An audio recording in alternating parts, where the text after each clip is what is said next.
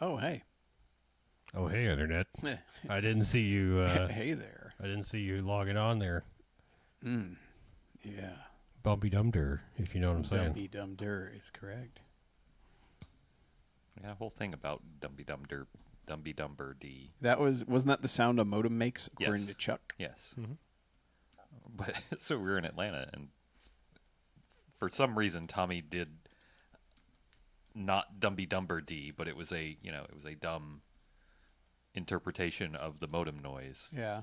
And Chuck and I gave him shit about it for like a day and a half.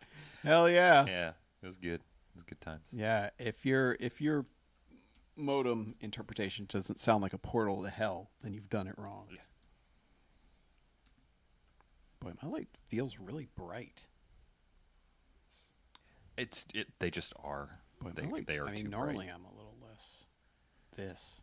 Hey, don't forget you're a moderator. Oh, hey, Okay. we're in subscribers only mode.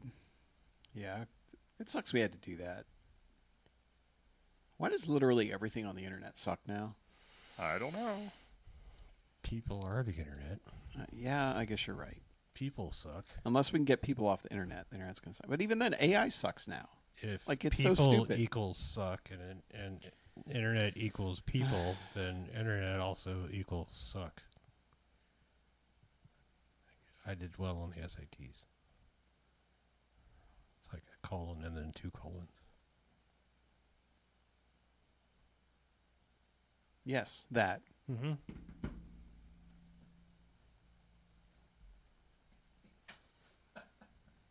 Uh-oh.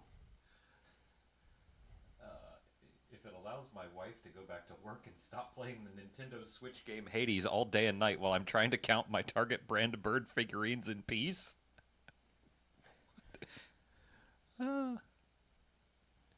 What? Another good creative writing assignment there. Yes. It's something in the Discord. So Jen was sick of hearing me play Hades back when I was playing Hades a lot. Dude, that soundtrack fucking slaps. It does, but she was so sick of the heavy metal one when you fight the first demon sisters. Oh yeah. The crazy thing is like I played it so much. That's one of the few games I finally turned the music off. Really? Yeah, I finally hit a point where it was like, music's got to go. Like Yeah, I mean, well, you did play it like a little bit. you 100%ed it like 5 times. So I mean, 4? I'm not gonna say I didn't just recently reinstall it, but I'm not gonna say I didn't. When do is that. 2 coming out? It's not. Is it next year? I think it's next year. Yeah. Yeah. Well, so I will reinstall Hades the first a month before Hades the second came out. Well, comes here's what happened. There's a little backstory to it. So my internet went down for I don't know. Yeah, that's right. 50, AT&T. 50 straight hours. I don't know, Yeah. six. I don't know. When it finally came back on, I stopped keeping track. Time lost all meaning. As it does. Time meant nothing. Never would again. But yeah. Anyway, so like I went to power on my Xbox and I realized just how many of the games I was playing were internet dependent, or else they wouldn't do shit. So I realized I should probably have some more games on my Xbox that were more offline friendly and load up like some small things like Hades and Bastion and well, pretty much all the Supergiant games are good for that. But Yeah. I've But just anyway. always got like 75 games installed. So I've gotten where I don't. I just keep what I'm playing or what I might play loaded, and that's it. Gotten really minimalistic about it. I just got to where so many things were showing up, and I was like, yeah, let's be real, I'm never going to play that.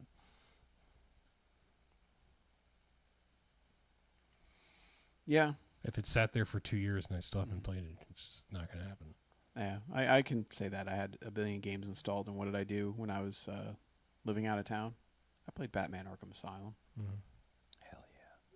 I finally got those last achievements on it, too. Here's the Hell weird yeah. thing. I've come full circle. I know we don't really do no quarters anymore, so here's some bonus content for that. But Ooh, bonus. I've come full circle. I actually think Arkham Knight is fucking fantastic. Really? Yeah. Like I've come all the way around again. Like I still think they're pretty much in order of goodness, Yeah. in release still. But I mean, that's not a bad thing. That's how sequels probably should be. I mean, or they can get better, like Yeah. the Mission Impossible movies. But that's I guess I just wish the Batmobile had been better. it's not as bad. Like, other than doing the stupid challenges, I enjoyed most of my time with the Batmobile. And I think the other And thing that is one like, mission which one? Where, in the tunnels. with with Red Hood or whatever. Yeah, that's pretty.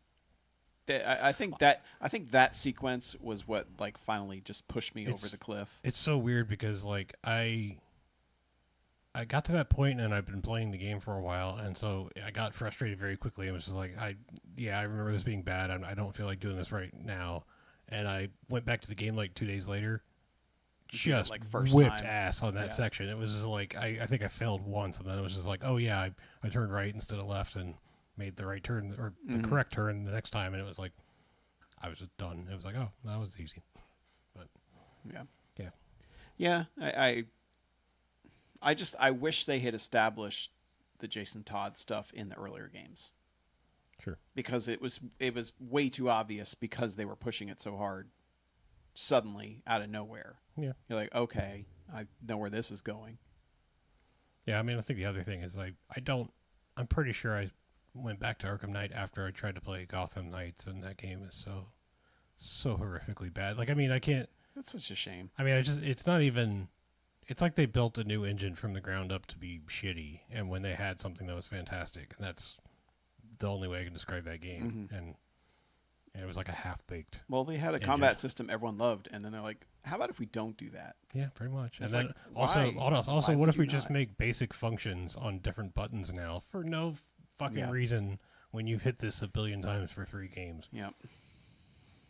And apparently their Suicide Squad game didn't demo well. Really? Yeah. Because the actual, like, the Rocksteady team, my understanding was that's what they had been working on. And Which is weird because I thought they were going to make sent back. I mean, I think they wanted to make a Superman game. It seemed pretty obvious that they were dropping hints, and throughout Arkham Knight, there's all kinds of Superman I remember stuff. that as well. Like they mentioned Lex Luthor several times, and I think there's Lex Corp or Luthor Corp or whatever version of the DC comics they use in that world is like around the city and stuff. Yeah. It's just, I guess it's just weird right now. Like, everything's weird. In that everything that used, like, teams and people that used to make reliable stuff just don't anymore. Nope. And I'm not sure why. Microtransactions. I mean, there's no reason to make a good single-player experience anymore. Yeah, I guess you're right. No and every game has to be the last game you buy, and that direction has. And then when they everyone. do try to make a single-player experience game, the world seems to reject it for some strange reason. Like that Guardians of the Galaxy was a Baldur's Gate, yeah, that's the only the one. third. That's the only. That's yeah. And that's still in early access, isn't it? It's like No, it's full release. Is it an official What's release? happening? Okay. Baldur's Gate the third, What about it? single player, It came out and no everyone loves it. microtransactions. Oh. Everyone fucking loves it. Like Okay. you can fuck a bear in it. Apparently, Not like a it's got like not like a euphemism. Like that's like an actual bear. it's apparently got like I don't know, like a billion novels worth of dialogue lines and 700 hours of cutscenes. You might only see 3 or 4 of those hours during a playthrough, sort of thing. Like lots of replayability. Everybody, it was. I think it set the record for most concurrent players on Steam, like 3 days after its release, kind of thing. People be loving it. Yeah. Okay. Just in case you are interested in, I've never played any of the other two, so you won't be lost. I promise. all right. Well, I mean, it's not for a lack of knowledge. It's just not really my style of game. Yeah. A lot of text boxes and I don't know anything about it other than its stats. So I had the first two and I have never even booted them up. it's so weird. And I It's mean like, now they're like back in the 90s, right? oh yeah, they're super old now. But I mean, like, it's weird. Like I had dreams of playing certain D&D, like actual D&D based games when my computer was not capable of playing them, and then just when I finally got one that was powerful, I never went back to them, and then the whole genre just kind of lost me. So, like, I really wanted to play like Eye of the Beholder and stuff back in the day, but Yeah. but yes, sadly, my computer is not up to snuff. Hey, post in the Discord that we're here. please. I don't want to. I meant to, and Hula's here. Anyway, that's enough. So glad to see enough you about back, Hula. video game crap. We got monkeys. Or, Yeah, I don't we play got video apes games to talk anymore. about. neither do I. I was playing Metroid Prime Remake. I will hit you with a video game Nope. adjacent. Yeah. We got 3 minutes before we're supposed to be Okay. live. Oh, Hi, Hula. Sitting at the bar with a friend of mine who's a UX designer. UX designer and like working on becoming a full stack developer. He was in the army, so he's kind of like rides bikes a lot. He's kind of like a cool dude, but also nerdy. Anyway, Like us. yeah. And I don't even know how the topic came up, but he's like, yeah, I used to play some MUDs back in the day. And I was like, wait a minute. Oh, I know where this is going. Wait a minute. And he's like, what? And I was like, was it Dragon Realms? And he's like, how do you know about that? How do you know that word? who told you about the spile tray? Yeah. Who told you about the Dragon Realms? So we waxed nostalgic about Dragon Realms for 2 hours while drinking beers. Did you And- know his avatar? No, I didn't know him. Did you want to date his avatar? No. Oh. No. But I went home and I was like, Oh no. I know they've sent me emails in the last year. I wonder if they've sent me any codes for like a free month or anything. They sent And you so a I- bunch of texts that said, "Please respond." Yes, they only send. No, they send faxes, teletypes. Right. Yeah. It's just a little logon script when I open my computer. Yeah, it's like Bumby Dumder, and then the typewriter's just like. Yes. Yeah, the old AP machine I've got in my closet goes off. So I didn't that night, but I saw him again, and he was like, "Yeah, I reactivated my account." And I was like, "Oh, you son of a bitch! Now I have to." You mud using motherfuckers. So like he's all Are into you, this. you guys going mudding together? Yeah. Yeah, we are mudding together. Yeah. I believe that was an episode title. Going Probably. mudding. Yeah. So yeah, I found a code in my email for a free month, so I'm using my free month right now. Because work is stressful, and it is the most distracting thing that I can do. Oh, good. What, working? When No. wo- When work is stressful, my name is Mud. Right. I don't know. I just like you have to read so much stuff, and I'm learning so much stuff because a bunch of stuff has changed in the 5 years since I played. Well, sure, there's new dragons to these realms. Yeah, there are new dragons. I did see an actual factual dragon the other day, which was I kind mean, of cool. how? In your mind's eye? Yes. Okay. It was. I mean, it said dragon in Oh, the I mean, text. So I just you know. said dragon. I wouldn't claim to have seen one. No, but I did see a dragon, as in the word dragon. That is a dragon. Did you ask it if it likes Imagine Dragons? I am imagining dragons. So, yeah, you were imagining dragons. But yeah, so that it's the only thing that will make the work thoughts shut up right now, Make the pain go away. except for drinking a lot. And So you have to be Well, you have to be a believer. You could have come and played Blood Rage with us last week. I could have. I still would have been thinking about Yeah. work while playing Blood Rage. It is not distracting enough. No, sorry. Yeah, Amin was cool though. Cool. Yeah, he was a good dude. Yeah, Excellent. he was like, yeah, I've lived in Jacksonville for like 30 years, and I think I'm ready to leave Florida. Right. He's like, things have gone badly in Florida. And I'm like, all right, you're our people. You're good. You have passed the vibe check. Yeah. Just like Seth had to as well. Right. Seth got crushed again, by the way. Yeah, you told me. Poor Seth. Like, I was literally sitting at the table going, I'm so sorry, Seth, as I'm crushing him in Yggdrasil, as his entire army dies Oh my god. and goes to Ragnarok, and he gets nothing for it. Oh, I did feel that poor slightly guy. bad that game because I fucking crushed every single one of you under my boot. Well, you picked the Loki strategy, and none of us dealt with it. Yeah, but And you also got us into a literal brawl with everything on the table, where you got a bonus if everything died for every single thing that died, and that was like easily what pushed you over. I did sucker you all. Yes. Yeah, it's fine.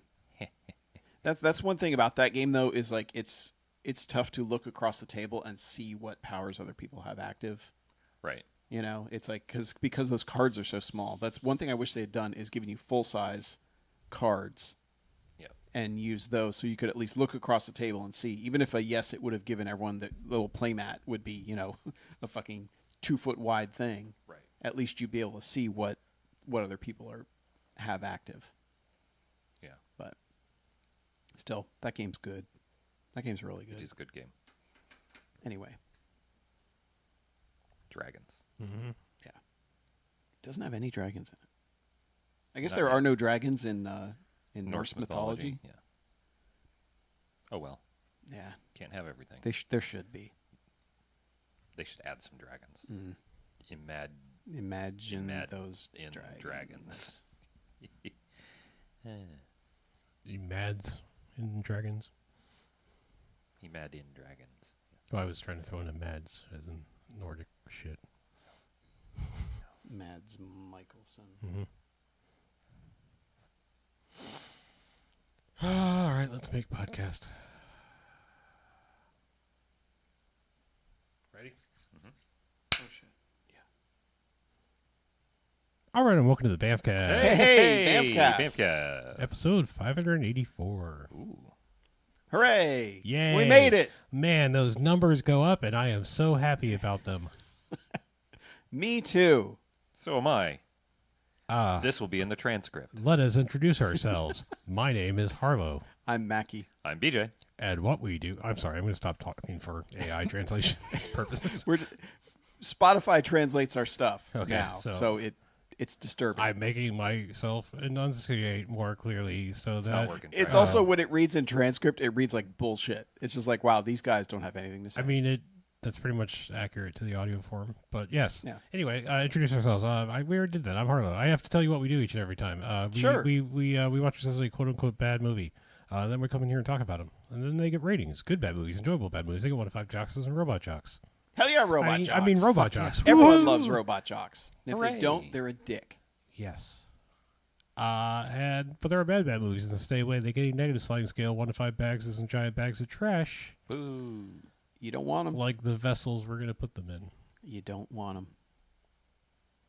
So, May God have mercy on your soul. speaking of vessels, I don't know that sometimes we live in them for a while, and then we leave them. We like we sometimes do. We are paying tribute to a. This is your segue. This Yes. is your fucking segue. Yeah, I mean, a vessel is a body that holds a soul for a little while or something. Oh, I don't Jesus know. Christ. I quit. I'm done. This is how you honor Paul Rubens. I Can't do mean, this anymore. yeah, I pity the fool who honor Paul Rubens in this way. Yes, his most well-known role in 1996's Dunston Checks In. That's what we watched in honor of the late Paul Rubens in that oh so eloquent tribute. Thanks, Chuck. He was like, okay, you can watch this other movie or you can do a tribute to Paul Rubens. And I'm like, dude, Paul Rubens. And he's like, okay, here, Dunston Checks In. I was like, you son of a bitch. I mean, where did you think that was going to go? I mean, we are the bad movie fiends. I so know, we have but to cover a. he's you in know. other bad movies. But not Dunston Checks In. No, he is in Dunston he Checks is. In. Yeah, we're going to discuss how bad of a bad movie it is. Sorry, yes, he is in. What scale of a bad movie it might He's not be. in Dunston Checks In as much as I wanted him to be in Dunston No, Checks he's because once he checks in, movie checks up. yeah, it does check up actually. It's kind of simultaneous to his arrival, but that's Yeah. also I mean it's tonally it tonally takes a turn for at least 10 minutes where it's actually like bordering on a good comedic movie. Mm-hmm. And then it checks back out from there. Yeah, Anyway, but yes. Dunston Checks In. This is a kids movie, I guess, from 1996. Yeah, kind of. Sure. There's a couple scenes that you're like, what? Well, I mean, Kids movie? What? at some point, I mean, I don't want to front load it. I mean, after that touching tribute that I just gave to the late Paul Rubens, I don't want to front load with messaging, but I do want to eventually. We will probably discuss the messaging of this movie. You know, far be it from me as not a parent. The only perspective I have is having once been a kid, and then thinking back. Oh, you were a kid once? Yeah, once upon a time, and thinking back about the things that I ingested and perhaps how they shaped me, and then now in my adult form, looking back and going, perhaps maybe this wasn't the best of choice for me to have watched, and so I can look at this movie in that same way. But like I said, I don't want to get into that now. We'll save that for later. Yeah. Basic plot-wise, Mr. Jason Alexander, George Costanza of the Jungle in this movie, is the hotel manager of the Majestic, which is supposed to be the hoitiest of toitiest hotels in New York City. A lot of hoity-toity hotels in New York City. Yes, but this is the hoitiest of the toitiest. Yes. Very toit. He's the manager, but the place is run basically owned by, well, she's the trophy wife clearly of this really old dude, but it's Faye Dunaway. I believe Academy Award winner Faye Dunaway. Yes. Before Dunston checks in. Right.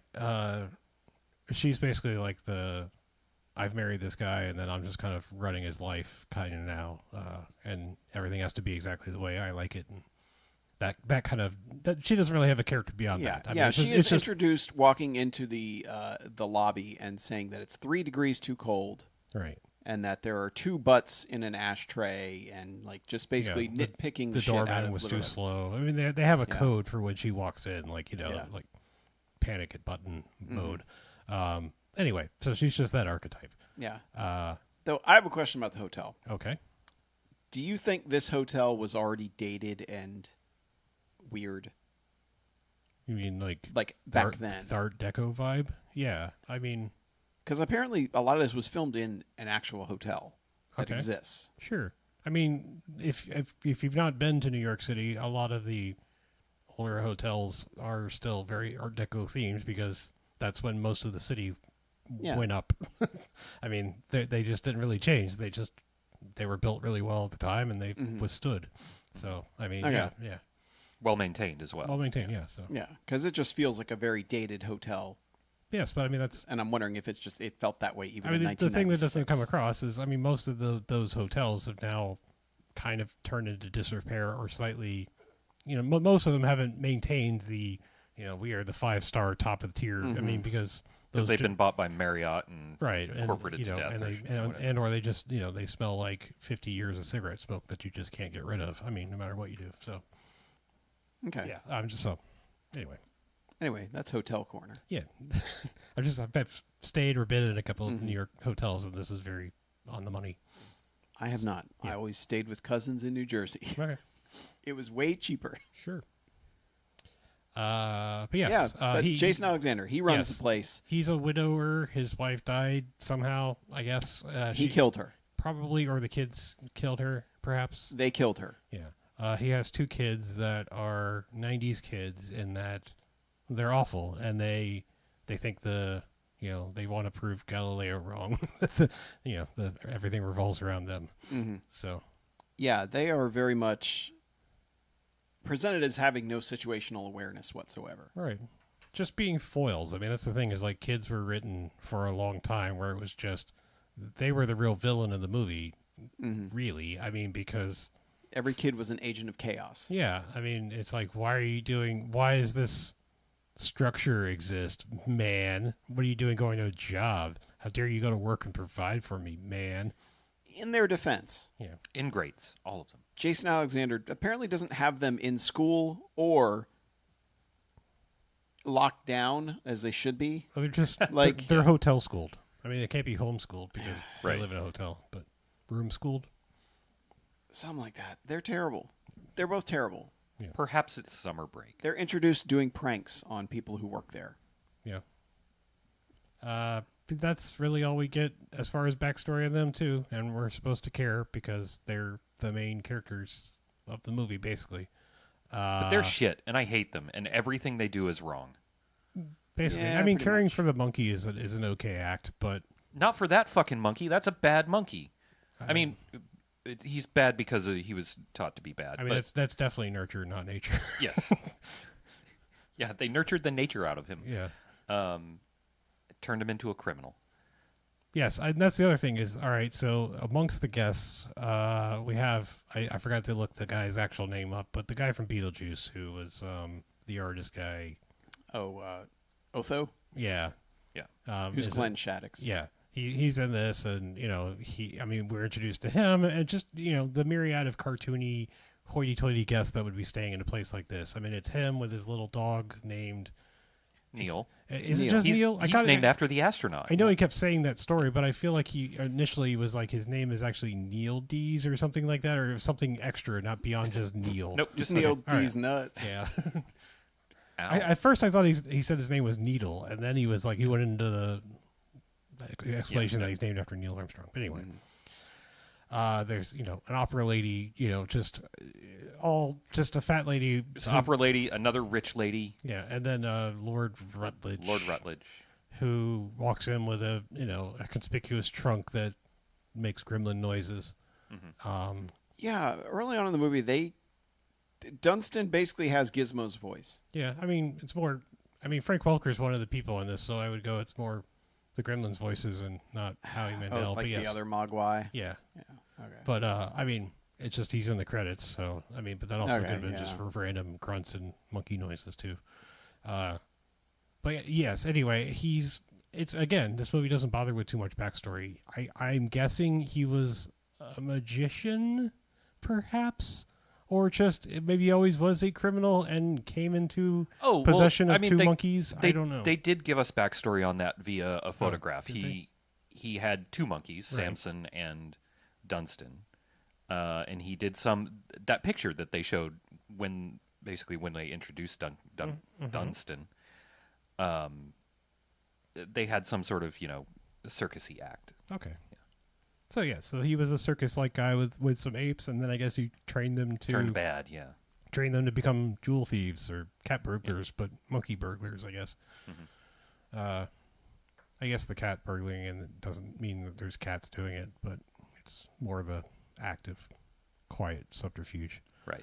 Anywho, yeah, so that's basically the story. And then one of the kids finds the monkey, and then it becomes a Harvey situation in that no one believes that the monkey's real and that the kid's making it up.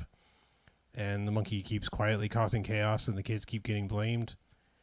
And then Paul Rubens finally shows up, and the movie gets better. I just mean like that's Slightly better. I'm just saying like it's 30 to 40 minutes of that setup of like the kids being shits and the monkey. Yeah, and so there's also this subplot where this magazine is sending someone to the hotel to potentially award it an extra star. They're already a 5-star hotel, but they've decided to award 6 stars to some hotels, and they're going to be evaluating this hotel, the Majestic. But they haven't told anybody who the evaluator is. So, Well, Faye that's how Dunaway it should be. Right. Faye Dunaway is trying to guess who it is, and decides it's Lord Rutledge along the way. Yeah, because he's poking around looking for Dunston, who's checked out on him, and Right. Meanwhile, it's actually Glenn Shaddix, to no one's surprise. right, And no one over the age of like 6. right. And there's yet another subplot that the hotel is hosting its Crystal Ball, which is its premier event every year, and apparently the event of the season. It's your ticking clock / MacGuffin. Right. And the other subplot, subplot, is that Jason Alexander is supposed to take his kids on vacation after the Crystal Ball, and Faye Dunaway has said, no, once we get that 6th star, you'll be here doing interviews with me, and Continuing to disappoint your kids. yes, continuing to disappoint your children. Right. They were going to go to Barbados. Sure. That should be fun. I don't know. I know where that is because I'm smart. You don't know where Barbados is. Tell me where it is. Where's Barbados? It's near. In It's, Wrong. it's right near the Ocean. beach. Oh, is it? No, that's Jamaica. I mean, I'm pretty sure it's real near a beach. Not the same beach. Jamaica is down by the beach. Yeah, anyway. Those are the other things that are going on, and various things are happening to screw them up. There's a whole goofy sequence where there's a goofy spa sequence. Oh, yeah. Okay, well, yes, we have to talk about the spa sequence. We Because have to talk about how the I'm monkey just saying enters the spa. that's when you start to truly question, is this a kid's movie? I mean, Well, it's just one scene. Like, it's just one scene that is way over-sexualized for a kid's movie. all right. There's that aforementioned random rich woman is getting a massage from, big beefy dude. And she's like, "Oh, William, how wonderful are you?" And he's like, "I'm going to go get my special oil for you." And he leaves, and Dunston comes in as he leaves. Yeah, it's 30 weight. Yeah. And so Dunston's like giving her the monkey walk on your back massage, and she's eating it up and responding in a very aroused manner and saying things that are not appropriate for a children's movie. And then Dunston starts smacking her on the bottom. Yeah. And then he walks out through a soggy puddle and just... yeah. But she's like, "Oh yes, more." And it's yeah. They imply that Dunston's fucking her. yeah. I mean, but they don't show him doing any fucking. All they show him is like doing the walking back and forth and the butt smacking. I think implying that he's fucking her is a little bit generous. She's just a horned up old broad. That monkey fucked that horned up old broad. It happened. I watched the same movie you did. I don't know why you want that so badly for this movie, but I don't. anyway. I mean, that monkey wanted it because he was flipping channels and turned on Planet of the Apes, specifically the part where Charlton Yeah. Heston kisses the girl monkey, and he was like, that monkey got ideas. yeah, he was like, I like that. Mm-hmm. He was Maybe like, the monkey did fuck he's the like, horny he's old like, lady. I want a Charlton Heston of my own. Either way, this scene has no place in a kid's movie. Because it's one thing like, oh, you got to put something in there for the parents. Haha. And it's like, No, you don't. this is not that. If you make a good movie, then the parents will enjoy it. Well, That's there's a lot of weird pervy shit in this because like the secondary kid, the annoying, I mean the number 2 kid. Let me just call him that because he's even more shit than the first kid. Yeah. He's old enough to know better. Yeah. So that makes him worse. You know, young enough to not care. I don't know. But yeah, he's constantly like hitting on women and spying on them with the security cameras and talking about porn under his bed. I mean, he's just like his whole motivation he's is a like teenager, right? He's right. I'm just saying his entire thing is like, oh, I would be helping or furthering the plot, but I'm too busy chasing ladies. So Yeah, that's just. I guess that's just teenager shit. I guess, you know? but it's just it's an odd, 90s movie teenager. It's an shit. odd tone for this movie for its intended audience, I think. But What is the intended audience of Dunston Checks In? I'm not sure, really. I would like People who want a monkey to fuck an old woman. yeah. I want movies to put their intended audience on the box, Like video games, like E Yeah. for everyone, T for teen. Yeah. just so I know how to judge them. Like if it's supposed to be for 6-year-olds, I mean, I think that's Then- what the rating thing on it is kind of for. no, that's like who's allowed to go to that movie. Like who is it Oh. appropriate for? You want the target audience. I want the target audience. Yeah. Okay. You So tell me what Dunston Checks In's target TVMA. audience. Yeah. So more like a board game, like for ages 3 to 6. Or, Yes. Yeah. Okay. Yes. That way, when I lose that board game, I will know that I am an idiot. Or if I don't enjoy Dunston Checks In, Right. then I understand that. You will understand that It's just you're your not age. smarter than a 5th grader. Right. Okay. Gotcha. All right. Great. That's my rant for the podcast. Okay. Thank you. But yes, back to Dunston and his checking in. Yeah. Eventually, He does some criming. Yeah, he does. He goes and robs the horned up rich lady's room. It's weird because it's treated like you failed, we've got to try again, because very clearly the first time this Rutledge guy sees her, she's got a necklace on it, and that's the thing he's after is this necklace. But it never really comes up. He goes and ransacks the room and steals mostly a bunch of bullshit.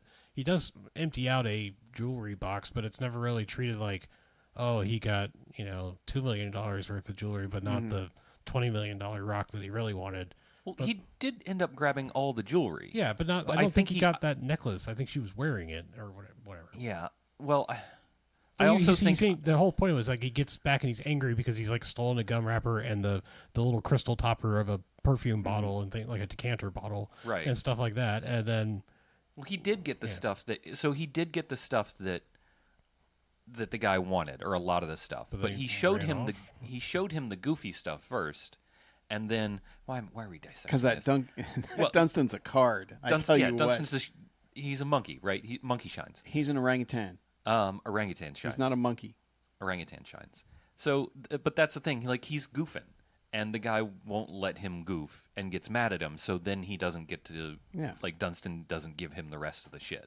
Yeah, Dunston's like, let Dunston cook. Come on, man. This is my bit, man. This is the bit that I do. yeah, you're supposed to yes and me. yeah. Yeah, exactly.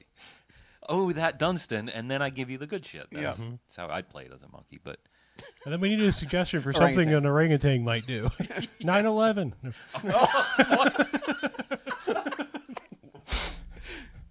I don't know who the target audience is for this podcast. Oh wait. We got a monkey funkin' while doing 9/11. What the shit? orangutans can't melt steel beams. Arlo, this is Are a you fact. sure? Oh my god. This is a fact. What are we doing? This is I don't no know. I can't wait to read the transcript of this on Spotify. same. And scene. Oh, that Dunston. Hmm.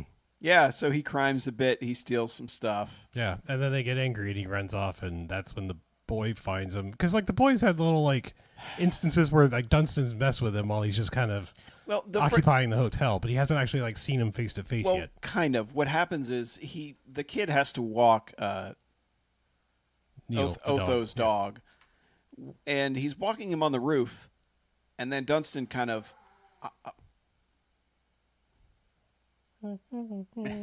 lighting the lamp back there, and Dunston kind of climbs up and then sees him and then hides on a ledge. The dog hears this Or smells him, or or whatever. smells him, yeah, and straight up fucking jumps off the roof. Yeah. The kid can't even hold on to the leash of this little terrier.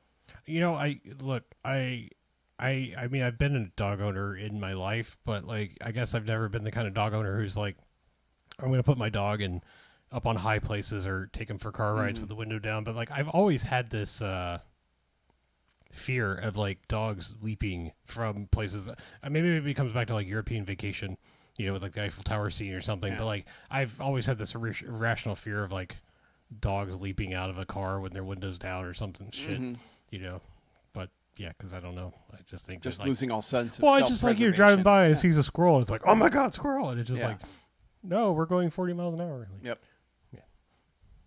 anyway, the dog does that, but lands in it because it's mostly a kids movie. It lands in a soft dumpster, a stunt dumpster, and is fine, other than being covered with coffee grounds and banana peels and shit. Which he Things that doesn't even wipe off of the dog No, he before just- bringing him back to Otho. Yeah, he just takes him back and is like, sorry, I fucked up your dog. Oh, that's because kids are stupid. and then expects a tip. Yeah, He was never getting a tip from that guy. right. No, he's Yeah, it didn't matter if you brought that dog back covered in shit. yeah, fucking millennials. But anyway, Actually, yeah, I guess that kid is a millennial. Isn't yeah, he? pretty much. Yeah. I mean, well, not quite. I mean, really, because he would have to been a little bit older. I mean, for the true term of millennial, you're like coming of age at the 2000, 2001 era. He was a little young. Well, this was 96, and what was that kid, like 10? Yeah, he's, Maybe. I'm saying Yeah, he's yeah, like yeah. he's. Yeah, that qualifies. I'm just saying. Unfortunately, I think we got to own him as Gen X. You know, I don't want to, but I think we have to. Anyway, No, I'm a No. millennial, Okay. and I'm older than that kid. Yeah. So He's a millennial. anyway, but yes, yeah. So like he's now knows for sure that the monkey is here, and this is where we're in the situation where no one believes him that the monkey's actually real. The shenanigans go on for a little while. They keep getting grounded and double grounded and more grounded, and then they find out, you know, the whole we're not actually going to get to go on vacation. So he pouts a lot and tries to blow up his father's work again. Yeah. They do a lot of stuff that, like, knowing, like, they should know the consequences. At least the older son should. Because an older brother would be like, no, we're shutting this shit down because we will get dad fired and then he will kill us. Right. Like there's no. Yeah, but that kid doesn't have a brain in his head. It's further south. So. Yeah, I guess, but anyway, eventually, they don't believe him. Lord Fauntleroy or whatever the fuck that dude's name is. What's his name? Lord Rutledge. Uh-huh. Yeah. Eventually, it's the Marquis of Queensberry. Yeah. Eventually, the kid and Dunston meet up, and they're like, "Hey, we're buds now." Right. And that's when Lord Dunston comes in and wants to murder Monkey Dunston. Rutledge. Or at least wants him back. Yeah, Rutledge just wants him back. He's like, baby, come back. Yeah. You can blame it all on me. But this leads to them running through the hotel and trying to catch him. And, through all that, Jason Alexander doesn't believe him. Eventually sees the monkey and then is like, oh, shit, that's Dunston. And has to points to the screen. And I will say this, like, this is why you hire Jason Alexander. Because, I mean, part of it is just him running around with a monkey hanging on his head going, damn it, monkey! This is, I think this is the point where the movie, like, for a little bit, becomes a completely different movie. Because you pointed out that the director of this went on to do mini episodes of The Office and Parks and Rec, some of the funniest shit that's ever been on television. He did the first and the last episodes of The Office. Okay. And then a bunch in between. Sure. Yes. But, like, I mean, just for the briefest period of time in this movie, you could see, like, the blueprints of somebody who understands comedy better than the rest of this movie. Because the scene is... I want to paint the picture for the scene because I think it's beautiful. He is... Like, no setup, because like this movie is like, fuck setup, fuck backstory. It does not matter. It's for kids. They don't care. But he is meeting with two little old ladies that are thinking of booking his hotel for an event. They are representing some obscure-ass skin condition. I don't remember what it is. That's not deadly, but it's unsightly. Yeah, I mean... Because all the other good skin conditions were taken. Yeah, they might as well be like, the eczema. Like, it's not non-deadly, like, like we have an eczema foundation or whatever. And, they're all, like... I mean, they're, like, super prim and proper. Like ladies just got the vote kind of dress, basically. Right. And suffragettes. Yeah, and like they look like the little teacups and everything, and then Jason Alexander has to keep excusing himself, or he doesn't have to excuse himself because the first time he sees Dunston, he's got his window that he can see that they're sitting with their backs to, faces out to this little garden that they have at this hotel. He's trying to have this prim and proper conversation and explain why their hotel is better than the Four Seasons, and then Dunston just pops his head up into the scene of this. In the middle of him, and he's just like, I don't want to talk bad about the competition in the Four Seasons, and Dunston pops up out of nowhere, and he just goes, holy shit! and the proper Jason Alexander way, and then has to excuse himself, and then it is presented where we see this point of view where they do not see what's going on behind them, plus this completely 100% soundproof glass, which is just kind of a conceit of this entire movie. You have to understand that if a door closes or there is any separation of a room, that people cannot hear you, because there's several like sound is based on sight. There's several like laundry shoot and garbage chute scenarios where people clearly should be able to hear or see the person, but it's just like, you can't see me because I'm inside the chute. Yeah. Anyway, he begins to fight with Dunston, who leaps on his face, and so he's having this screaming monkey fighting thing happening behind the window while they keep cutting to this completely quiet office with these ladies becoming more and more like they keep dumping little bits of alcohol or like a little flask. Yeah, they have a flask that they're dumping into their coffee, and by the end they're just swigging directly out of the flask and getting drunker and drunker as they're waiting on him. The thing is, he comes in midway through just like he's got like he's got leaves stuck to him, his ties torn. And he walks in and he doesn't even say anything. And he's about to talk to them. And then his cell phone rings. He answers it. He goes, uh-huh. Yeah. And then he just looks at them.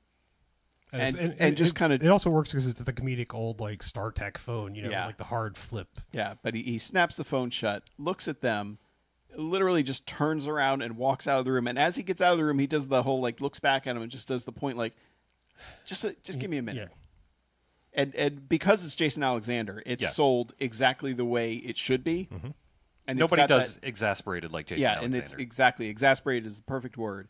And so he leaves, and is that when he meets with Yeah, that's like literally the next scene is like when Paul Rubens walks when in. Paul Rubens shows I mean, he pulls up in his truck and his name's.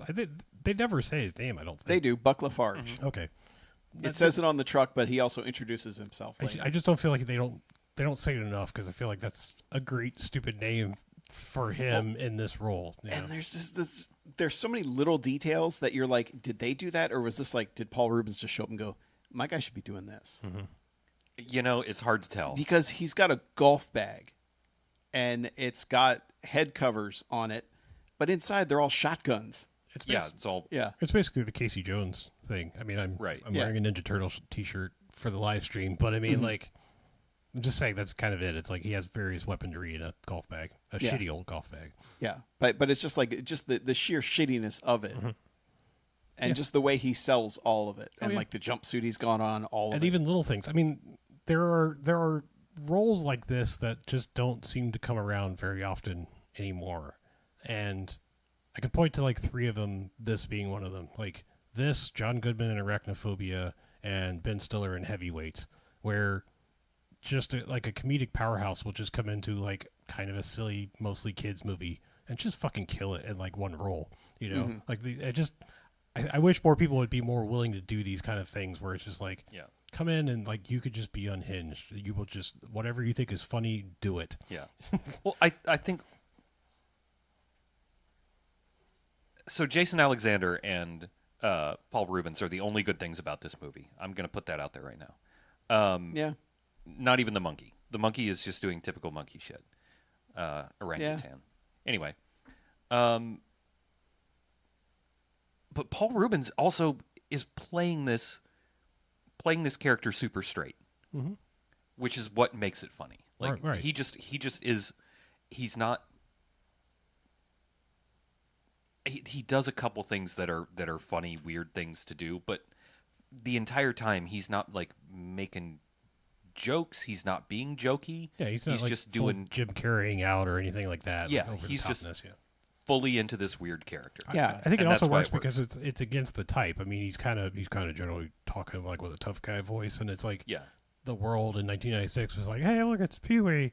You know, why is he talking like this? You know, like and I just think that's but he just he tells a story of how like he thinks he first of all he has a dossier that is just mugshots of different like there's gorillas and there's Criminal monkeys. and he Criminal shows him apes. and he's like he looked like that one and he's like oh and it's I can't remember the name of The it scientific name for Pongo something. Pongo something but he's like I got an idea where he came from and he's like oh really how'd he get into the and he's like he came from the sewers. He's like oh, that doesn't sound right and he's like oh trust me have you ever been in the sewers? Yeah. And he just gets into this whole long story about he once saw a turtle the size of a Volkswagen down there. This is like the alligator movie we watched, right? Or Gator or whatever. Yeah. What the hell was it called? I don't remember. Gator. Was it just? It wasn't Gator because that's the that's right. I think it was alligator. movie, right? Huh? Alligator. Just alligator, yeah. With an exclamation point. Yeah, maybe. I think we wanted there to be an exclamation point. Yeah. But anyway, he tells this whole story and he just gets up in Jason Alexander's face and he's like, I haven't sat right on the toilet since. 67. And then he just gives this little wink at Jason Alexander and then walks away.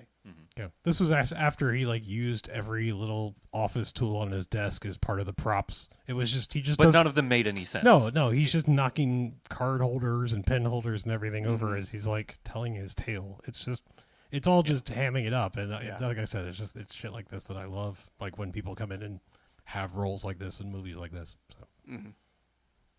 Yeah, and he actually finds Dunston pretty quickly. And the kid is with him. The kid has sent security away to try to get them down to the kitchen to get away from Dunston. But then Paul Rubens finds them, and they get away by tying his shoelaces together because it's a kid's movie. Right.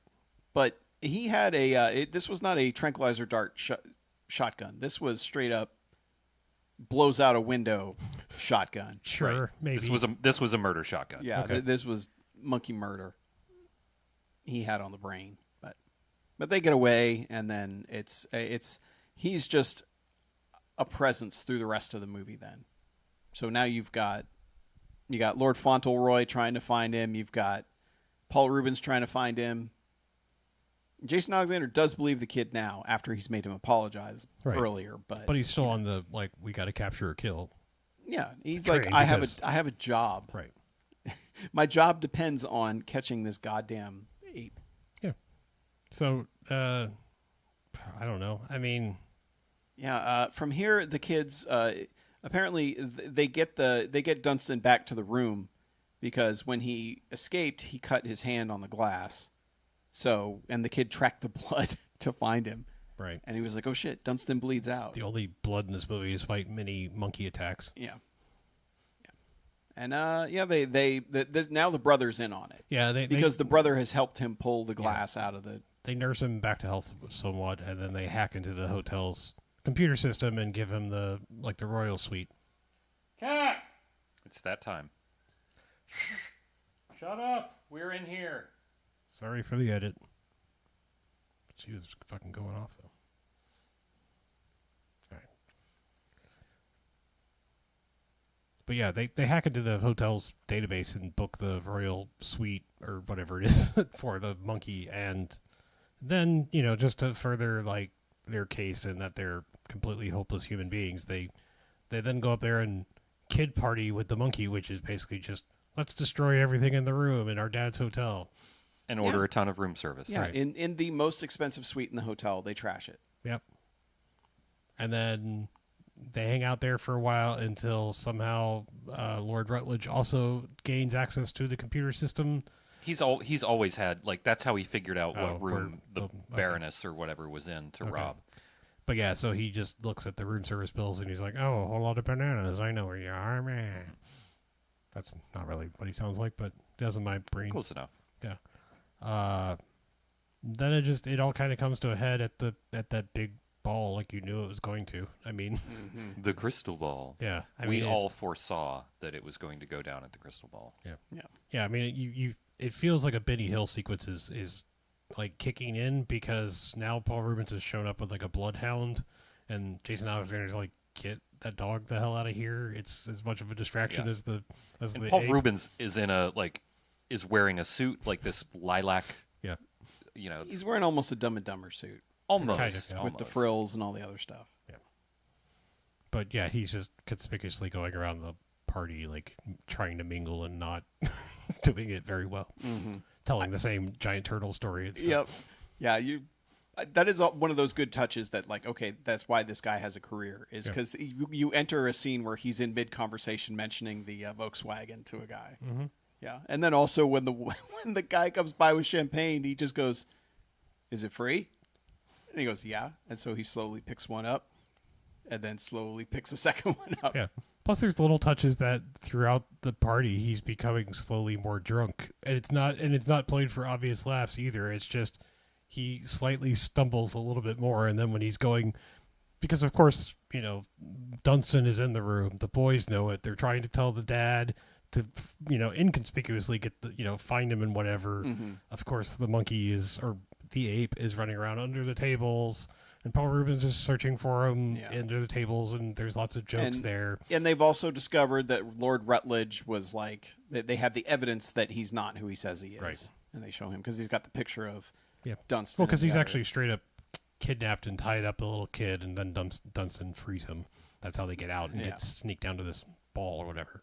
But yes, the monkey ends up underneath somebody's table. Oh, he ends up under the critic guy, or he's not a critic, whatever, the Michelin star guy. Otho. Yeah.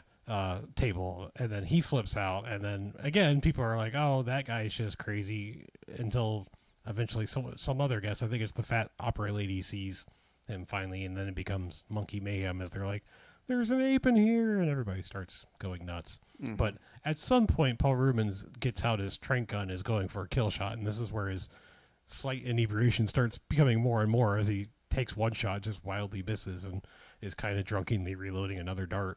But so I'm just saying it's some subtle too, didn't it? Like the kid knocked him over or something. It's some subtle stuff. I'm just saying it's little stuff. Well, the first shot he just missed because of his slight drunkenness, and then when he was reloading, the kid kicks him and that's when he shoots Otho. Yeah. Jason Alexander and Rupert Everett, Lord Rutledge. They have a fight in the kitchen. Mm-hmm. It's yeah, they have like large kitchen utensils. Some of it's dumb, but some of it works because they go for it so hard. Like he has just a monster whisk. comically oversized whisk. I can't even imagine the scenario why you would need a whisk this large. Yeah, like a whisk as tall as a man. Yeah.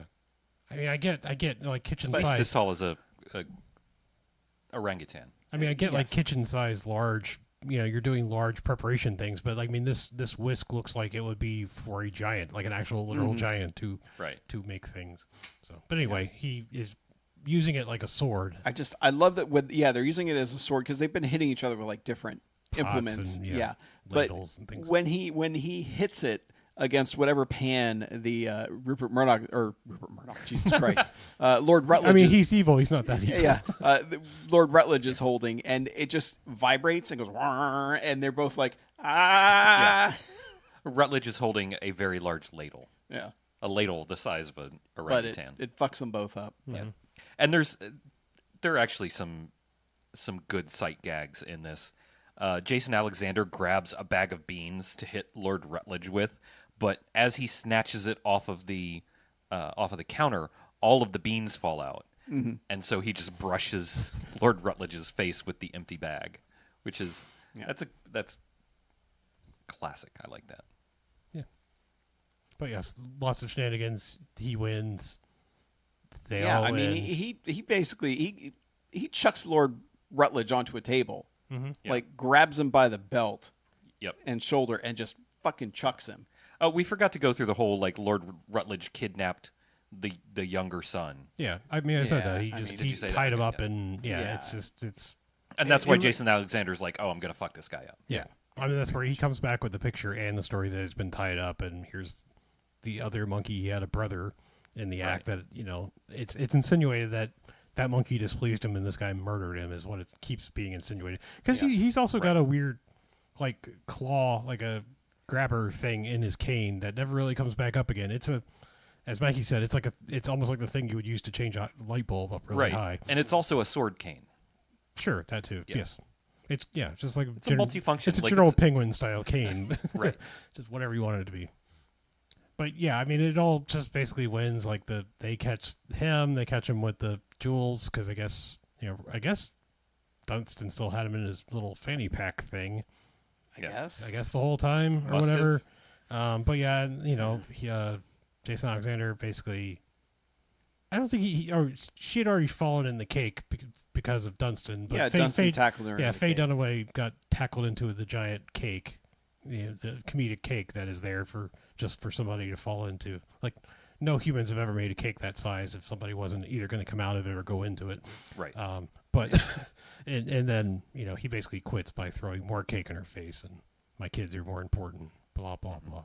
Because she's like, hey, this is all your fault if your kids had been here. Blah blah blah. Last straw. All He that. chooses family. And throws cake in her face. Yeah, chooses over his career, but then her sugar daddy comes back with a new The lady, actual, maybe. yeah, the actual owner Yeah, of the hotel. with a new lady. It's just insinuating that he has a side piece or something. I don't know. I But think he's definitely replaced her. And Maybe. also, this woman is wearing the pinkest dress, which I don't know if that's supposed to mirror the fact that Faye Dunaway's dress was pink the last time we saw her, or not. I don't know. It could be symbolism there. I don't know. Makes sense. Some But, symbology. Yeah. But yeah, and it's just like, no, I like your style. Like, I want you to keep running this place. And Jason Alexander's like, no, I need something a little lower stress. And so he becomes the manager of the Majestic Bali. Yes. Yeah. So all And then guess who shows up? It's Boltonaka Beachside and stuff. so and of course, fitting what's his name from the magazine shows up, and Jason Alexander is trying to assure him that he will have a stress-free and problem-free and event-free stay, and then they pan up, and Dunston is in the tree with a lady orangutan and a baby orangutan and a coconut. Dunston been busy. Yeah, Yeah. Dunston fucks in. and then Nailed it. and then the movie goes out with him throwing the coconut at. Yeah, he brains that guy yeah. to death. Yeah. Yeah. he murders that man with a coconut. That dude's head exploded like a goddamn watermelon. Yeah. And that's how the movie ends. On a gruesome, gruesome death. Mm-hmm. The end. I mean, I think that thing fell from like 6 foot, 7 foot, 8 foot high. I get it. Come, Mr. Ballyman.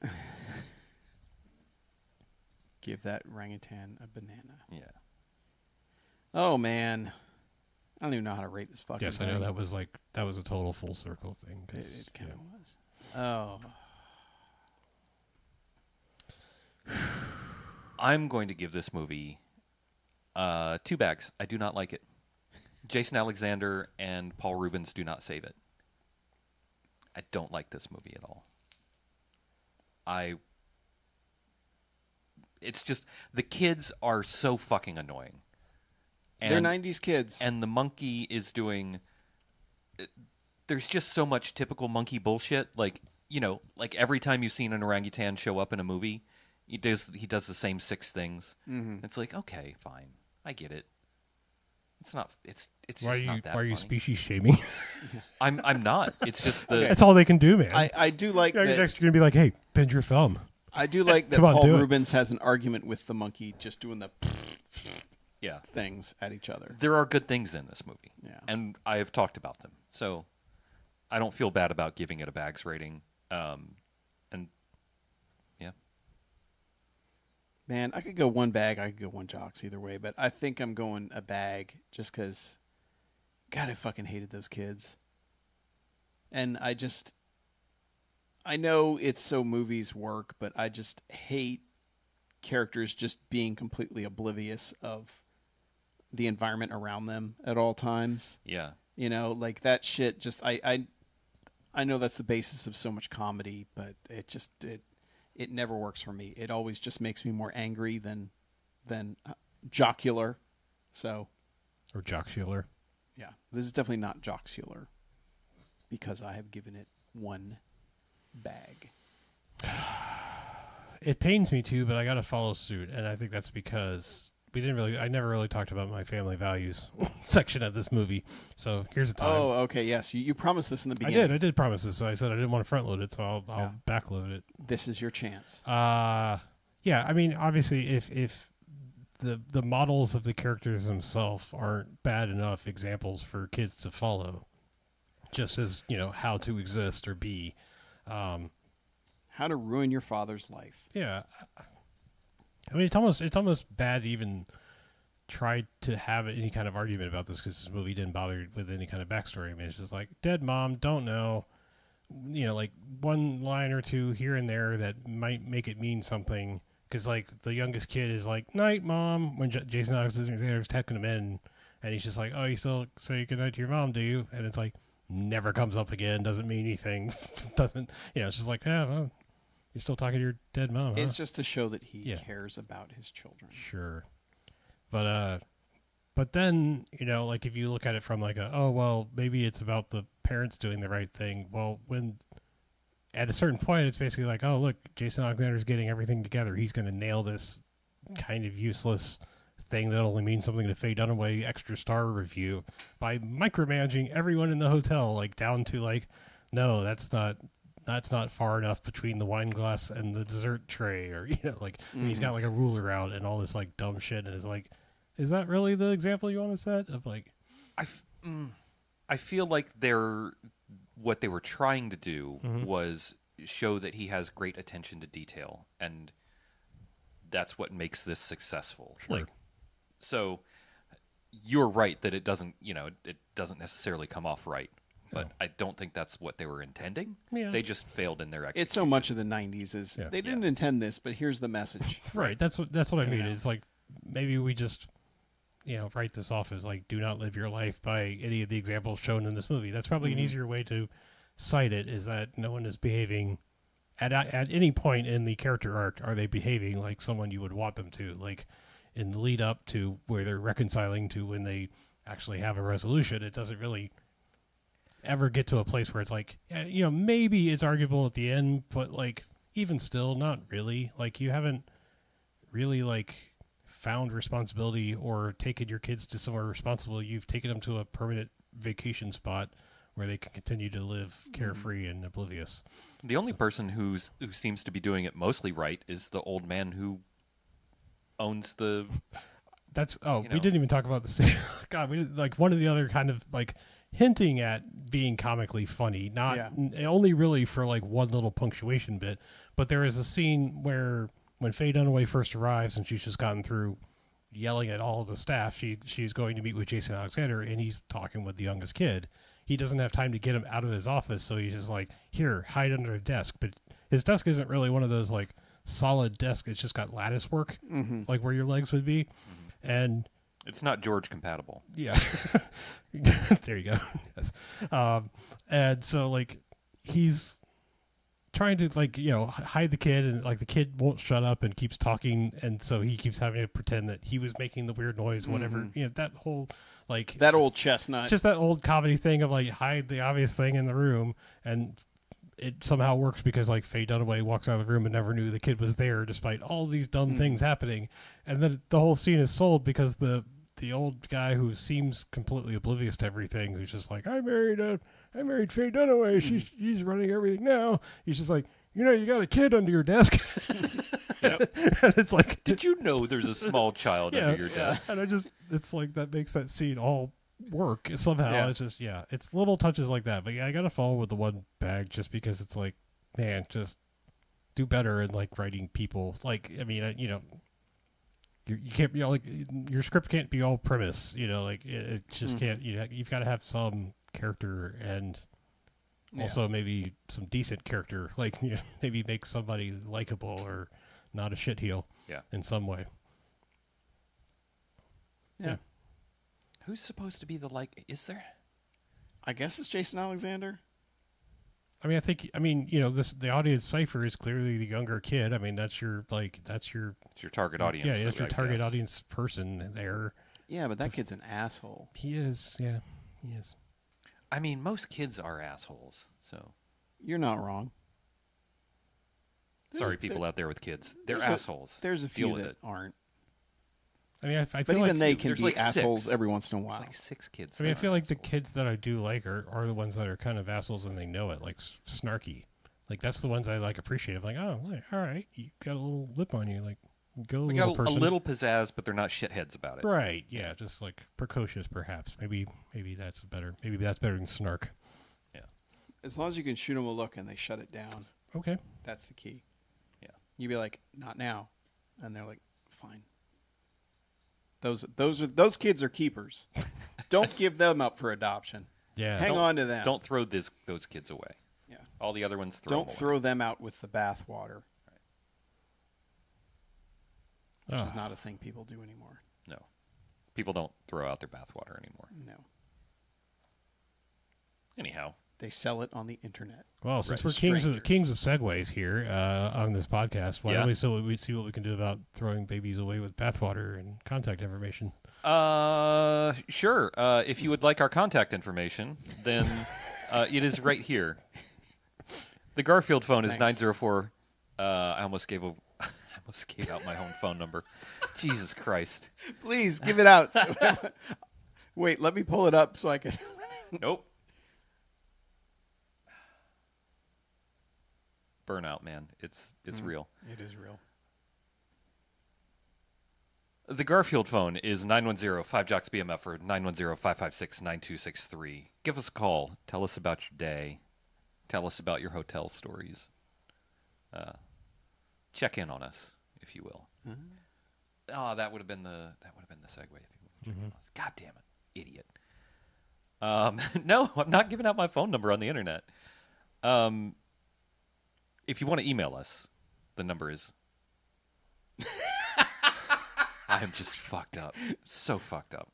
If you want to email us, bmf@bmfcast.com. The website is bmfcast.com.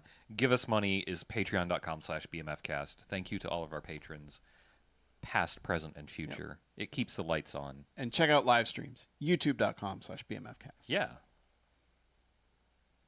Mm-hmm. Check out our Discord. Plenty of people have tonight. Yes. Once again. Yes, I see Hula and Kyle and Philip. Here's your fun fact. La Quinta Inn means the check in. because the check is La Quinta or the bill. Ah. But yes, so La Quinta is literally the check-in. So So it's Crazy. so the Spanish version was Dunta. I was just saying, Inn. I was just Dunston, like La Quinta Dunston, Inn. La Quinta, yeah, La Quinta Inn, yeah. Anyway, let's get out of here, shall we? Okay. Please. I am Harlow. I'm Mackie. I'm BJ, and this is BMFcast Out. Goodbye. Whew. Holy fuck. That movie fucked us up. I can't believe I fucked up both of those things. Me neither. So I'm going to give out BJ's number. Yeah, It starts with 904. yeah. obviously. You are It's- going to have to figure out the other 7 It's numbers. 555 sucks. That's pretty close, actually. Yeah. It's 555 fucks. Oh, sorry. Sorry. It's a 4, not a. I can't 8. believe I It's almost not just, an 8. Recited my phone number. God, I to would the I would have internet. stopped you. I'm surprised you didn't don't- stop me at 904. I had to. I I was heard like- it and I was like, wait, what is he? That's not right. I was like, I'm about to say my phone number. Yeah. Don't do that. And I still almost said the Well, next 3 digits. Jen still talks about the time. God, this was like 20 years ago almost. That I called her drunk, leaving like Pete's or somewhere at the beach. Yeah. And I left her a message saying, "I can't drive. Give me a call back." And I gave her my work number to call me back. Oh my god. Yeah. And then I said, "I'm just gonna sit in my car with my keys in my pocket and wait." And then I called like 3 other people, and eventually one of them showed up. And I proceeded to puke all over his car Oh when my we God. hit a speed bump leaving. And then she got there, and I was already at his house, like about passed out. And he answered the phone, and he's like, "Oh yeah." She's like, "What are you doing on his phone?" She's like, "Oh yeah, I got him." She's Oh, like, we're fucking. That's, "Yeah." She's like, "I've been here for like 15 minutes looking for his dumb ass around the car." And he's my like, "Yeah, I picked him up. I guess he forgot to tell you I got him." I don't know what happened to the third friend, but yes, I left my work. rumor is they're still out there searching She for you. played me that message later, and I Oh, was like, man. "I don't sound good." I'm like, "And that's my work number." She's like, "Yeah, I know, idiot." And then she married me. Well, to try to keep you from doing that shit again. It's worked for the most part. I'm not even drunk. We did a lot of drinking on Saturday. We watched the meteor shower. Nice. Went to the back of the neighborhood where it was darker. Hell yeah. Yeah. We saw some fucking good ones too. Yeah, fucking good meteors. Well, it's like it was weird. Like there were some that were literally like no tail. It was just like the dot. You could just see the speck going across the sky. Cool. And then there's other ones that had a tail. Nice. But yeah, it was very Just cool. a guy made of dots and lines. But it was so tough because we had a group of like I think there were 8 or 9 of us there, and everyone Yeah. was kind of like you have to sit there and just scan the sky sort of. And every once in a while, someone would be like, there, and everyone would like kind of turn like, wait, which way, where? Yeah. So somebody would like point, and you'd have to see where they were pointing, and you'd catch like the tail end. That's of when it. a laser pointer is useful to point at the sky. I guess it could be. It was not very cloudy it was not cloudy at all that night, so I don't know how it would have worked. There's always like if you have a bright enough laser pointer, there's always enough particulates in this, in Yeah, the air I guess to you're catch right there. to catch a little reflection. Cloudy with a chance of space balls. Yes. But no, it was cool, and then I drank a lot.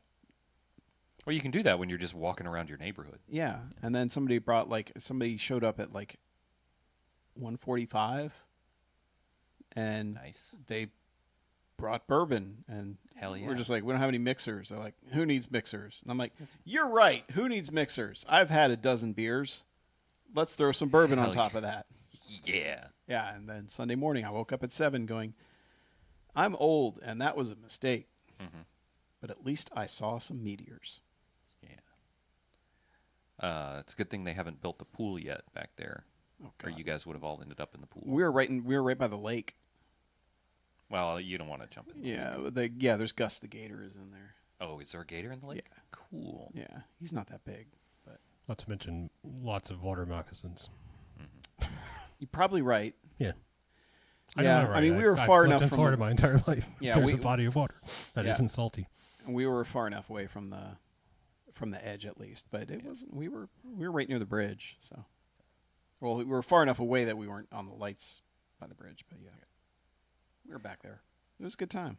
One thing I noticed about your neighborhood is when there aren't 800 people doing construction, It's really quiet back there. It is. I was surprised because we're not that far from the highway. No. Yeah. But also my house is like really well insulated too. Yeah. That helps a lot. But even outside, like... I mean, I don't have Dunston windows or anything, Right. but... Dunston windows and doors. 904. It's Gorilla Glass. There it is. Nailed there it. Is. But yeah, even outside, I was like, holy shit. My neighborhood is so fucking loud. Well, yeah, compared to your this. But I live, I mean... I live, neighborhood's like a 24-hour neighborhood, too. Yeah. So that's a big difference. I do live in a cool neighborhood. Mine is suburban as fuck. Yeah. And I'm at the tail end. Like, there's like barely... I still think we are the furthest back occupied house in that neighborhood. Yeah, I think so. Yeah. It was wild to watch houses go up during that week. Like, there were houses that those dudes work. that went from sticks to houses Yeah. while I was there. Yeah, those dudes work. It's kind of scary too, Yeah.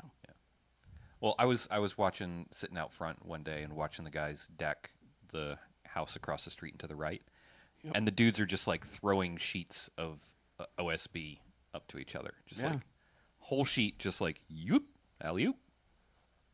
Yeah, It's crazy. the one behind me, you probably saw how tall the second story is. Oh, the guy just walking around on the roof? Yeah, like just, it's nothing? Well, not even the roof. Like before they had the roof on, dudes would just walk around in the rafters, just like walking back and forth, no safety harness, no nothing, just hopping between them. And I'm just like, dude, you are 25 feet from the ground, and there's nothing in between you and there. You're dead. You will die.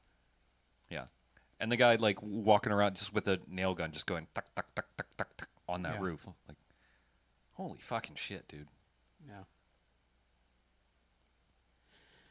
I know Hula. I don't know. And these were like, these dudes were They're not that big. not big dudes either. Yeah. Because it's the same guys that are always there. Yeah, and that's the thing. They're always throwing those. And like when I used to work for the Murphy Bed place, I was 135 pounds, and I could pick up a sheet of 4x8 melamine by myself. Like, you get used to it. Like, if you lift the same weight every day, you will become very good at lifting that weight. Oh, yeah. When I was at the sign shop, just hauling stuff around, it was like nothing. I didn't even think about it. Like lumber that we needed for signs, just like chuck it in the truck. Okay. Yep. Now I'm like, oh, God, I had to pick up the dog. She's so heavy. Your dog, yeah. I always think about like the place that my parents had in Mexico. Like all the condos were all walk-ups. I mean, like none of them had elevators and stuff. And I mean, the top floors were 6 stories, 7 stories up. Shit. I mean, yeah. I mean, they were. I mean, it was like weird staggered like elevations. Like you'd have 2 on this level, and then like every half step. Yeah. Yeah. That's what we had in Puerto Rico. And but like the dudes that deliver like the water cooler bottles walk with like 2 of them up. Oh, yeah. Those like just one on the shoulder, like another one on the other arm, just dook, dook, dook, up the stairs. And I mean, they're like that's 50 pounds a piece. I mean, I'm not saying, just generally speaking, most Mexican people are not very large. I mean, they're not a large, tall populace of people. And I mean, but these people are just like solid fucking muscle. So yeah, I mean, that's the thing. Any activity like that you're doing on a regular basis, you just... Yep, you get used to it. Yeah. Carrying boxes of tile when I worked for a tile guy, like one-handing boxes of tile. Yeah. I always have respect for people in those trades because holy shit. And especially like right now, it's like a heat index of like 110, 115. And these dudes are on a roof just... Yeah, and they start work at 7 in the morning. Yeah. When the sun comes up, they are there. And they work until the sun goes down. Correct, yeah. It's like, I hope your ass is getting paid hourly. Right. Well, I had guys taking down trees at my place today, which the internet doesn't know about, but you guys do. And those guys were there at 7:30 in the morning. Just 7:30 in the morning was when I heard the first chainsaw go on. And they worked until 4, I think. Chainsaw's ready. Chainsaw, yeah. They worked until 4 because they finished everything at 4. But they took down 1, 2, 3, 4, 5, 6, 7, 8, like 80 He took down 8 pine trees. Yeah. He didn't even, like. Did he leave any? Not in my yard, no. What the fuck? One. What is this guy's problem? That's a dick move. I'm sorry, but like that many trees. And like I said, they were Some people hug trees. Some people just they were wanna probably kill 'em. 80 feet pine trees, and they're not the scrub vines that grow real fast. They're the other ones. like real ones. Yeah. Like one of them Some crazy shit. was probably that big around, however big that is. Like I don't know, like 4.5, 5 feet in diameter, maybe bigger. And I looked at some of the logs. I wasn't allowed to go outside for safety. But like you could tell that. What, with all those wonderful things to play with out there? I know. They brought. The internet doesn't know, so I'm telling them they brought a truck-mounted crane. I meant all the a logs. van- I just meant. Like, Oh yeah, great for a snack. they were big and heavy and Yeah. wood. But you could tell like how close together those growth rings were. Those were really fucking old trees. It's disappointing. I hope they use some of that pine, like sold it to someone to make great furniture or flooring out of. The smell At of the very pine. least. It did smell really good out there.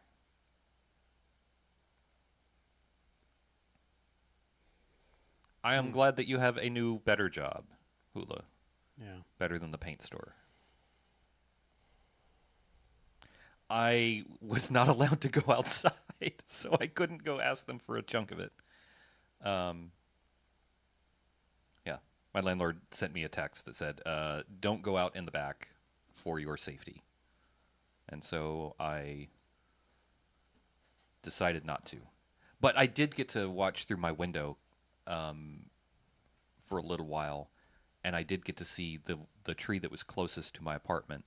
They brought that big crane in, and they tied off a rope, and they topped, like, they took 20 feet of tree, and just, there was a guy, because they couldn't get it to it, I don't think, with the man lift, so he had climbed up into the tree, and cut the top off while it was tied off, and then they just gingerly lifted it off with the crane and dropped it on the ground.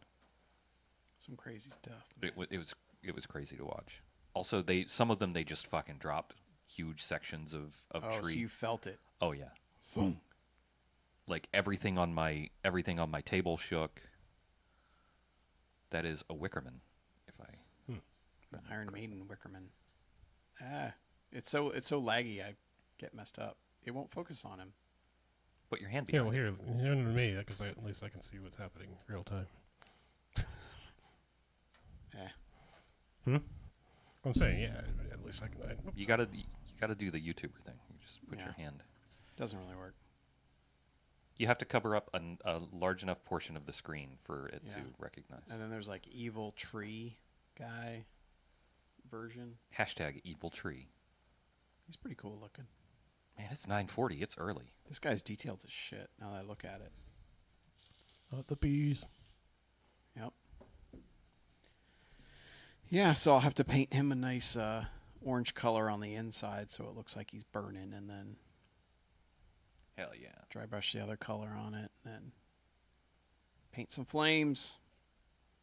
Whereas this guy's just like rotten yellow and green and brown. Oh, Hula Mackie is all up in mini painting now. That's the only thing he does besides drink and watch the stars Yeah, pretty much. and go on vacation. Yes, they are to be painted. You can see the other dumb shit I do on Instagram. That's you want to give that out here? Mackie Paints Minis. Yeah. Could be Mackie Church. I have not updated it in a while because I have been busy and have not touched brushes or anything. I also thought back in the day you should have a blog and it should be called Mackie Nations. Machinations, yeah. Yeah, blogs. I remember those. I have some ideas for stuff too. Yeah, for Like- some more like blogs. solo podcast thing. Oh yeah, Yeah, do a solo podcast. but it's a matter of time when to do it. I do have good news regarding podcasts, Oh. specifically of Patreon. I think Oh. we're going to finally be able to record some new episodes of Man, we have all the time in the world because, Thank God. yeah, I'm excited for that. I'm not you because you ended at Octopussy, right? I believe so. And I think we you guys were way too kind to it. That movie sucks. And I'm glad you pointed out that how much I hate it. Yeah, there is a I lot. appreciated it. There's a lot to enjoy in that movie. If you say so. I do. I said so literally on the podcast, which you can get at patreon.com/BMFcast. So I haven't completed the entire journey yet, but I think I'm fairly comfortable in saying, and I know this is going to be a very controversial thing to say. Well, probably not as controversial as my 9/11 joke, but I think Police Academy 5 is the best one.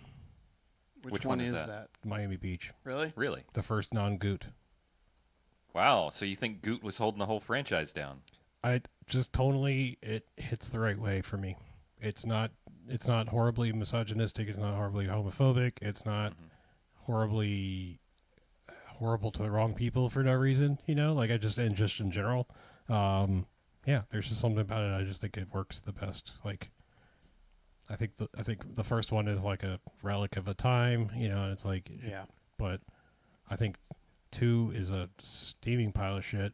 3's not much better, and 4, for some reason, was that weird one that was just super popular. I think just because like maybe that was just I the think one that was on cable. yeah, I think all the maybe it was just the time. one that was like when people first started getting HBO and Cinemax was the one that was on heavy rotation. Is Because that Citizens on Patrol? Yeah. Yeah, I think that one was It also like I feel like people started getting VCRs around then. Like VCRs became Yeah. ubiquitous right around 86, 87. I appreciate the X on that one. Yeah. but yeah, I just So like we I said, don't get I'm traumatized. gonna complete the journey, but that's how far I've made it so far. I mean, it's only 2 more movies, but Yeah. I just haven't completed it yet. Yeah, I also forgot Citizens on Patrol also has a very bad rap song with Michael Winslow Oh, that's right. noises. Mhm. Yeah. Yeah, it's like theme song. It's from that era and it's bad. I mean, this is from someone who's like seen and likes Disorderlies more than they probably should. Mhm. Like I've seen that movie too many times in my life. How disorderly is it? Well, we watched it, didn't we? The Fat Oh Boys movie. shit, yeah. we did. Yeah. Fat boys. I mean, are I don't know if I really said when we You know when they we can were never be recording, whacked. but I Fat mean, boys are it had been back. enough time, unlike Last Dragon and stuff like that, where it was like I knew I could be somewhat objective, but I've also knew I've seen that movie a lot of times when I was younger. I do not like this art style, but these are cool minis. Yeah, I'm not crazy about the art style. I want to paint the Pharaoh one though. Pharaoh one I think is going to be pretty fucking cool. Or Sphinx, I should Yeah. say. The art style on the box or the Just on Iron Maiden's Yeah. whole thing. Yeah, whoever does the art style for Iron Maiden, just oh, you mean the fact that they're using Nazi font? I they mean, do kind of use Nazi font. Oh shit! I never thought about that. Well, I'm not painting that part of it. Well, I mean, that's one of the first things that really struck me is like when I said that I was like, they seem to use a lot of World War II imagery. Kiss uses Nazi font too. Mostly like planes and air battles and Yeah. stuff. What little I mean, I know almost nothing about Iron Maiden, but I don't either. I just thought a lot of these were super cool, I'm and they not- work with a lot of my games. I am not so- commenting on their No, place I mean, in the I- world. I'm just pointing out that that's what I would call Nazi font. The Nazis are back. I mean, I'm sure they never actually used a font like that, but I feel like movies were like, this is how Nazis wrote, and so that's what we feel like we Yeah. see. It looks like 2 S's would go well in that font, right? I think I don't really actually call it a font. I call it a stereotype face.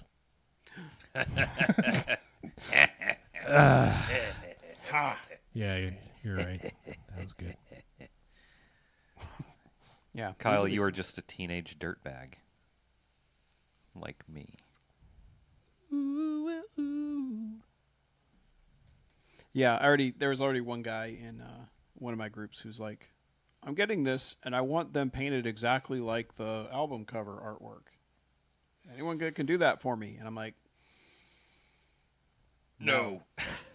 I thought about it, and I'm like, no.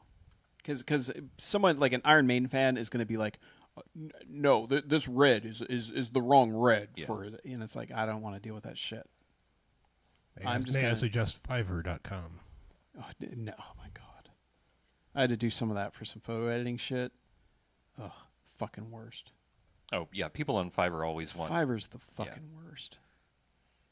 And then one of the services that wanted like $2.50 an image, and I'm like, dude, I'm going to be sending you like 1,000 of these. You're not making $2,500 off me. Right. There is no way. So anyway, Cheaper to pay a contractor. All right. Let's get out of here, shall we? It's getting warm in here. Okay, I'm Harbco. I'm Slappy. I've also slouched far enough down in my chair. I'm almost off the camera. Oh no. fat boys are back. And you know They can never be whacked. The fat boys are back. And you know it's the fat boys. Good night, everyone. I'm going to go listen to some Iron Maiden. Get myself in the mood to paint these things. I'm gonna go listen to the Fat Boys. I specifically tried to learn like that noise. Yeah. That I think we specific all fat did. boys The noise. straw Yeah, coming the- in and out of the thing sound. Yeah. Nope. Close enough. Yep. No Right. doubt about it. Good night, everyone. Good night, the